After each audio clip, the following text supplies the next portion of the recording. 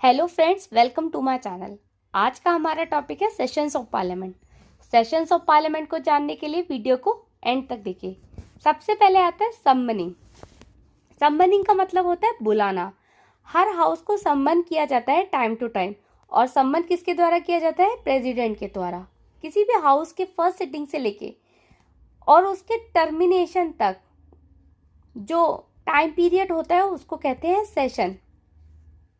For example, अगर कोई भी सेशन 31 जनवरी को बुलाया जाता है और वो चलता है 23 फरवरी तक, तो उसके बीच का जो टाइम पीरियड होता है उसको कहते हैं सेशन।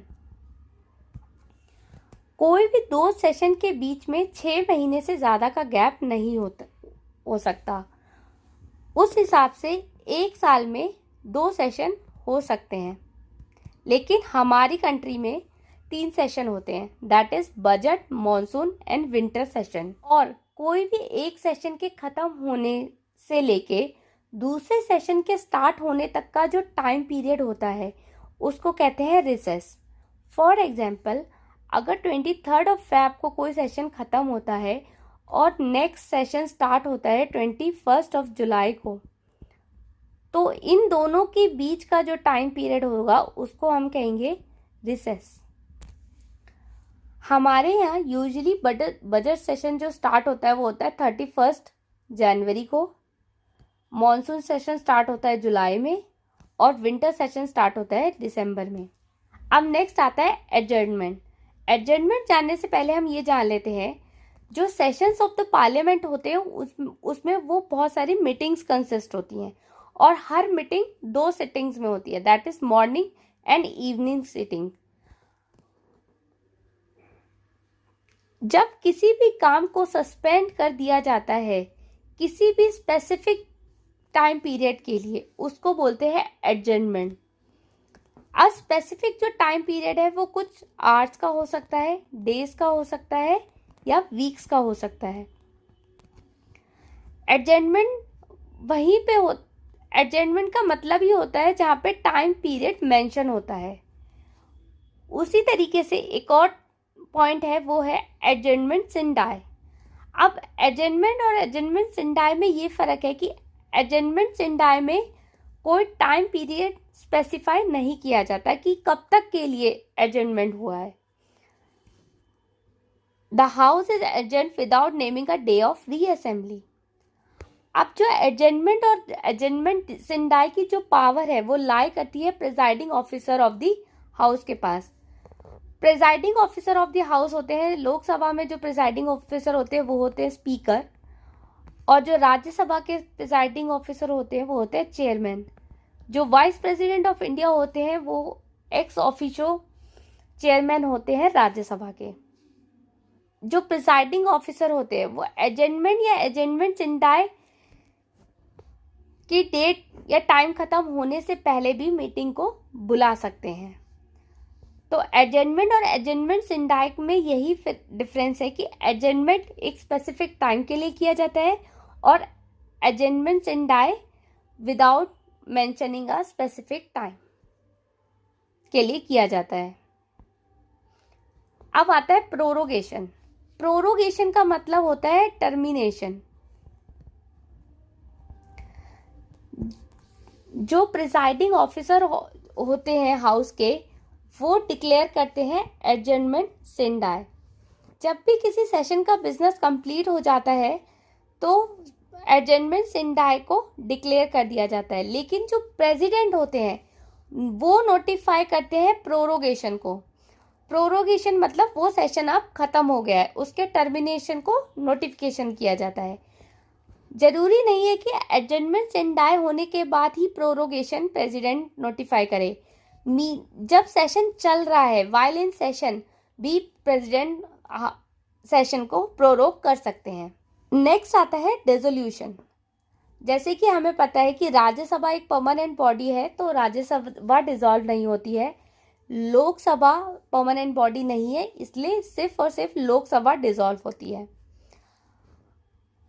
हमारे यहाँ लोकसभा की जो लाइफ होती है वो होती है 5 ईयर्स।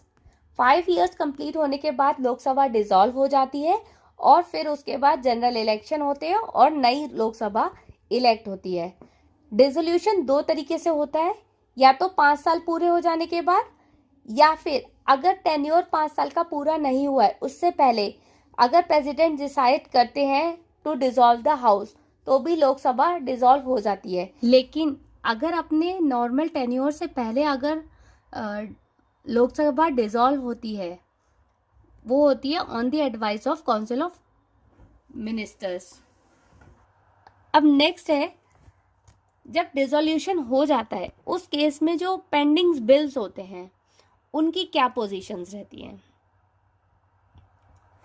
अब जो बिल लोकसभा में पेंडिंग है, चाहे वो कहीं भी ओरिजिनेट हुआ हो, लोकसभा में या राज्यसभा से आया हो, वो लैप्स हो जाएगा।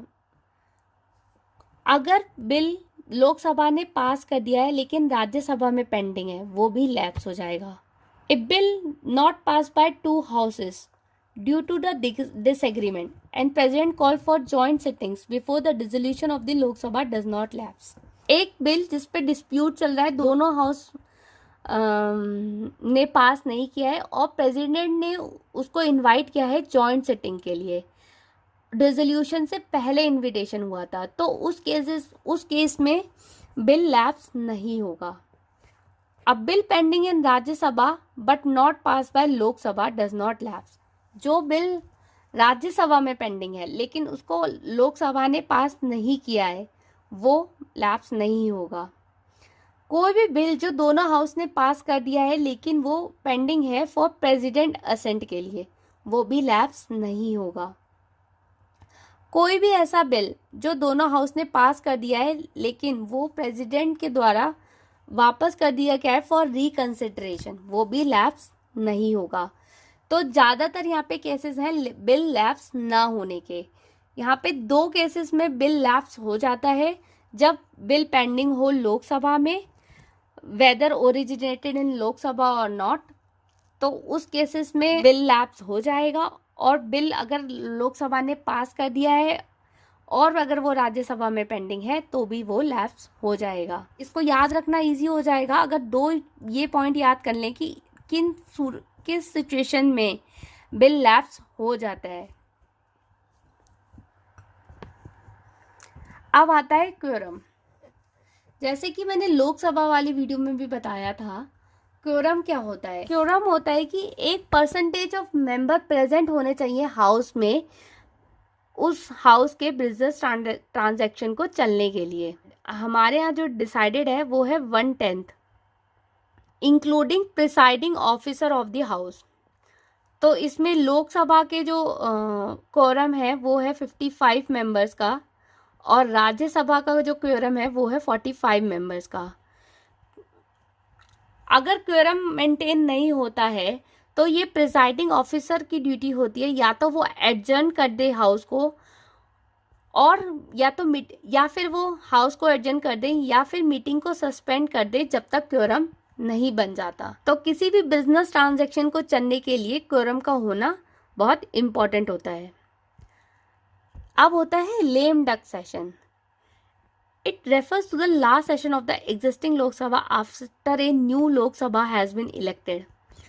न्यू लोकसभा इलेक्ट होने के बाद जो पुरानी लोकसभा है, एग्जिस्टिंग लोकसभा है, उसका जो लास्ट सेशन होता है वो जो चलता है उसको लेम डक सेशन कहते हैं।